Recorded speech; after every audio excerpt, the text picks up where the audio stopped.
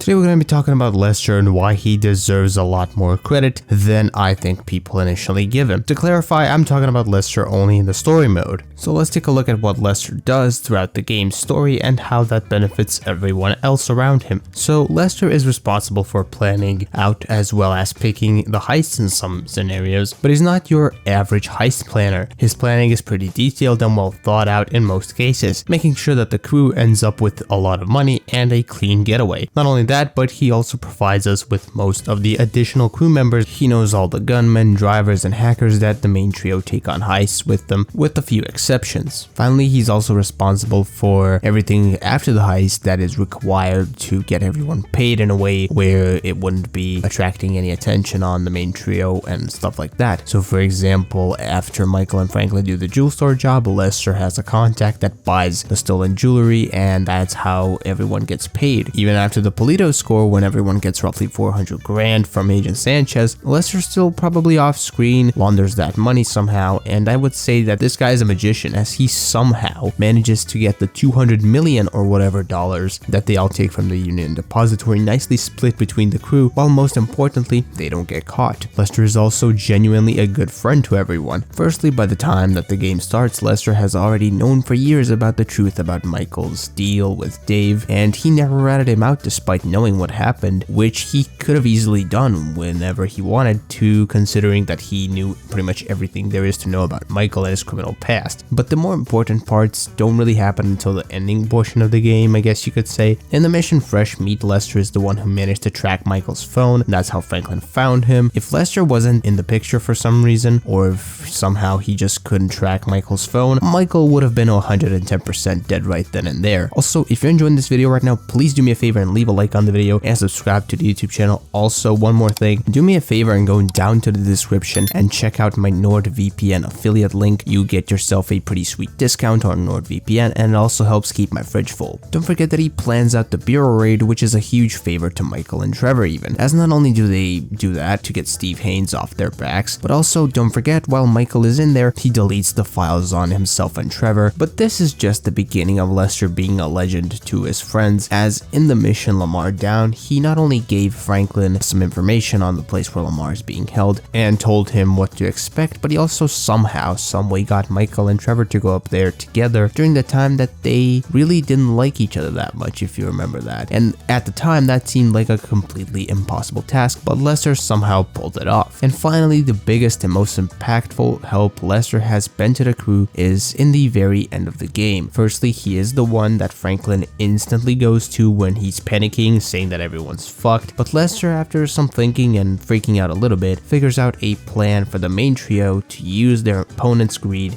to lure them into a setup, and if that didn't happen, well, who knows how the trio would have ended up. But after Franklin left his house, Lester calls Michael and Trevor to the foundry where they're all supposed to meet. He tells them about the plan and whatnot, but most importantly later after that, he probably pretends to rat out the main trio to the feds at Merriweather, and he tricks them into thinking that the gold from the Union Depository is at that same foundry, when in reality it wasn't, and was thanks to this plan that Lester made up that the trio were able to set up their opponents with a beefy head start. This of course leads to the whole shootout at the foundry, after which Lester is shocked that the trio even made it out of there alive, and he for the last time comes in clutch absolutely and gets the main trio whereabouts on literally anyone and everyone that could mess with them in the future. And if he didn't, there's no chance that the crew would have been able to take out all of their targets as fast as they did. Who knows if they could have done it at all without Lester's help. Now yeah, sure, one could say that Lester was just looking out for himself, but I don't think that that's the case here. Lester is someone who, if push came to shove, and let's say everyone died, he could have easily just disappeared and never been found by anyone. Not only that, but none of the bad guys really wanted to kill Lester. They were never really after him. Now that I think about it, only the feds even knew about Lester. As far as I know, the Triads or Stretch or Gavin Weston never even were aware of Lester's existence. So I do think that Lester helping his friends all these times that he did was him actually being a good friend to all the boys. So all in all, this is why the thumbnail says that Lester saved everyone, because he did. If it wasn't for him, it's very possible that every single one of the main characters would have ended up dead. And with that said, I want to thank you for watching this lore video on Lester. You'd leave your thoughts in the comments. Of course, I always love to read them and reply to them. Until the next video stream, bye bye.